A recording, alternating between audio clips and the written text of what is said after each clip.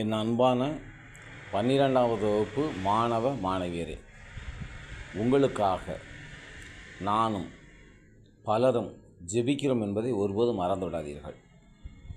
நீரும் நெருப்பும், ஆகாயமும் பூமியும், காற்றும் கடலும், இந்த பூதங்களையெல்லாம் படைத்த கடவுளும் உங்களுக்காக உங்கள் சார்பாக நிற்கிறார்கள்.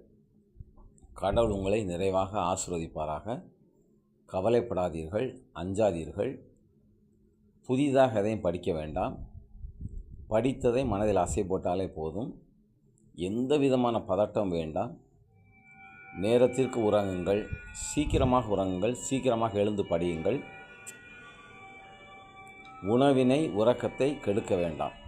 உங்கள் வழக்கமான வாழ்க்கை, வேலை, உணவு, விளையாட்டு எல்லாம் வழக்கம் போல் தொடரட்டும்.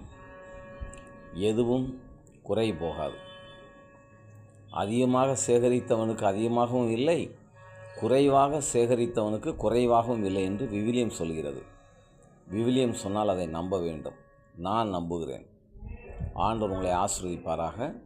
காலை 10 மணி முதல் மதியம் 1 மணி வரை நான் உங்களுக்காக ஆலயத்தில் ஜெபமாலை ஜெபித்து கொண்டிருப்பேன். கடவுளிடம் உங்களுக்காக பரிந்து பேசி கொண்டிருப்பேன்.